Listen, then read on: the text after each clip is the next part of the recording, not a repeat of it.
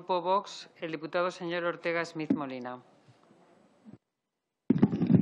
Muchas gracias, presidenta. Muchas gracias, secretario general, por su comparecencia. Comienzo rindiendo un homenaje a esos héroes, a esos valientes, que son todos y cada uno de los funcionarios de prisiones, que en condiciones de precariedad absoluta, en cuanto al número de funcionarios, en cuanto a los medios, y en grave riesgo con su integridad y su seguridad, mal retribuidos y sin la menor protección y seguridad jurídica del Estado, a pesar de todo, siguen resistiendo, cumpliendo con su deber, a pesar del abandono del Gobierno.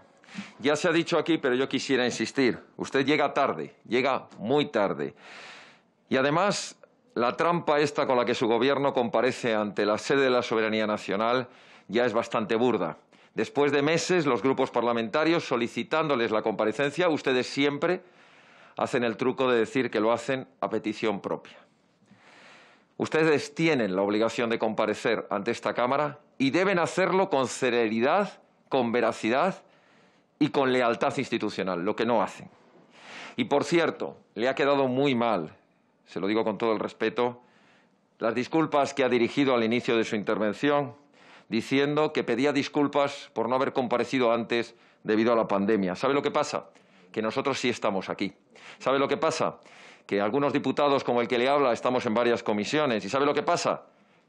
Que también durante la pandemia han venido ministros, por ejemplo, el ministro de Justicia, el secretario de Estado de Justicia, o, por ejemplo, del mismo Ministerio del Interior, en septiembre compareció ya el secretario de Estado de Seguridad. Por tanto, esa excusa de que como había pandemia usted no venía, creo que se la podría haber ahorrado.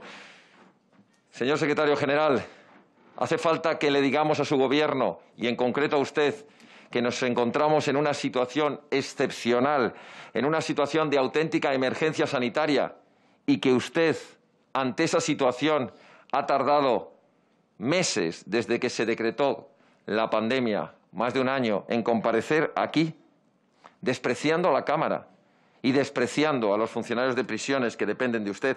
Han abandonado a los funcionarios de prisiones durante toda la pandemia. Pero en eso que le voy a decir, sigue usted la misma línea del ministerio del señor Marlaska. Mire, de enero a febrero de este año, es decir, cuando ya han transcurrido muchos meses desde que se decretó la situación de emergencia sanitaria, se ha aprendido mucho respecto a la situación de cómo combatir la pandemia. Ustedes han tenido muchos meses para haberse preparado, para haber protegido los centros penitenciarios, a los reclusos y a los funcionarios. Y hace tan solo 2 meses, de enero a febrero, se han producido 1 de cada 2 contagios en los centros penitenciarios. 611 casos, 274 trabajadores y 337 presos. ¿Qué han hecho ustedes desde marzo del 2020 a enero del 2021? Se lo voy a decir yo, nada, absolutamente nada. Por más que usted nos cuente la lista de las muchas mascarillas, de los muchos EPIs y de las muchas cosas que han hecho. No han hecho nada y ahí está la prueba. Podríamos poner ejemplos de todos los centros penitenciarios. Lógicamente, en mi intervención no daría tiempo, pero si le digo que en la prisión de Teruel ha habido en enero-febrero 132 positivos de 185 internos, o en Sevilla 52 funcionarios y 20 reclusos han sido contagiados. Ahora sí, nos acaba usted de anunciar incluso que en Madrid 2 ha habido 8 casos nuevos. ¿Y ustedes qué no hicieron? Pues no declararon funcionarios de alto riesgo a todos los funcionarios de prisiones. No les entregaron a tiempo todas las mascarillas, todos los EPIs necesarios. No les hicieron el control de test. Tardaron en suspender las visitas. Y por eso se les fue de las manos. Y por eso llega tarde, no a esta comparecencia. Llega tarde, señor secretario general, al cumplimiento del deber, que es el haber protegido a los centros penitenciarios y no haberles dado prioridad absoluta ahora también en las vacunas. Tanto material, tantos recursos que nos cuenta usted han llegado tarde. Y con respecto a la otra cuestión por la que le pedíamos comparecencia, mire, primero una aclaración de justicia. En esta sala no hay 2 víctimas del terrorismo, hay 3. Está José Alcaraz, que también es víctima del terrorismo.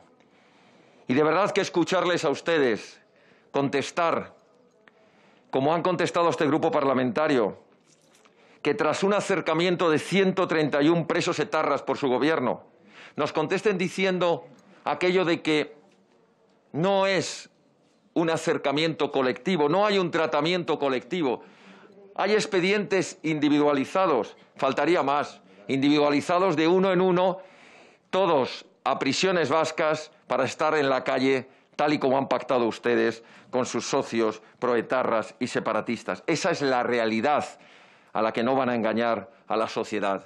Tantas décadas de sufrimiento, tantas declaraciones de algunos partidos llenándoseles la boca de condolencias y de pésames a las víctimas para que luego éstas vean desfilar a los etarras que no deberían haber salido jamás de prisión, verles desfilar por las calles.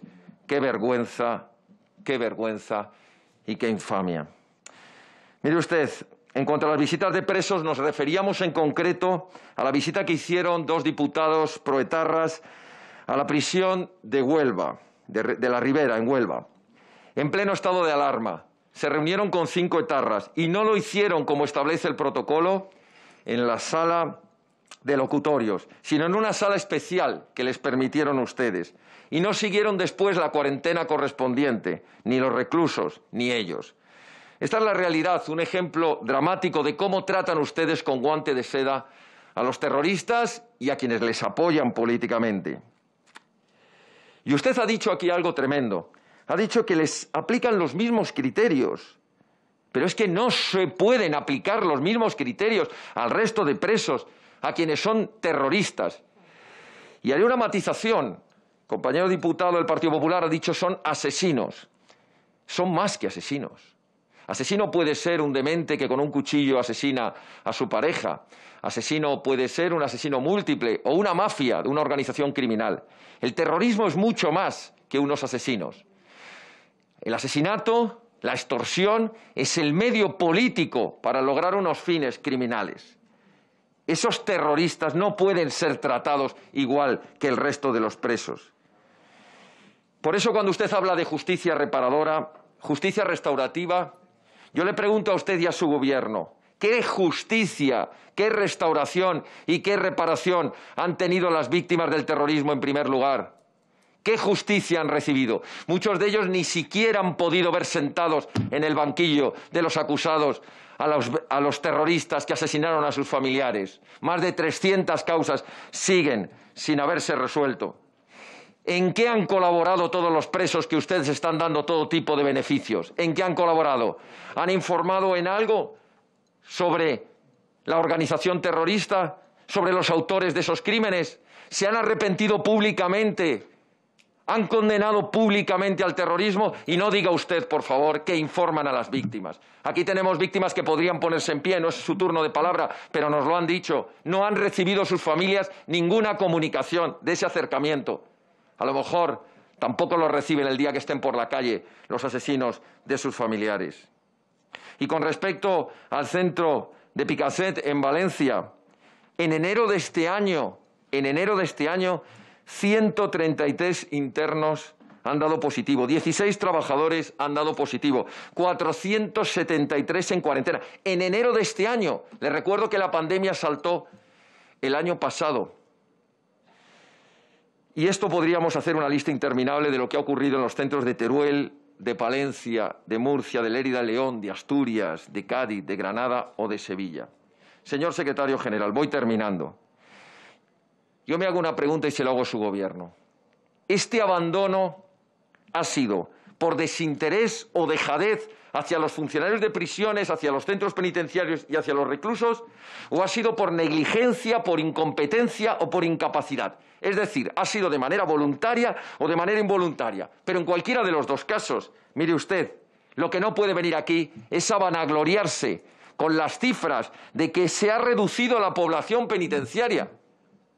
¿Pero usted se da cuenta de lo que está diciendo? Venir a vanagloriarse de que se ha reducido la población penitenciaria. Mire, la población penitenciaria solo se puede reducir de dos maneras.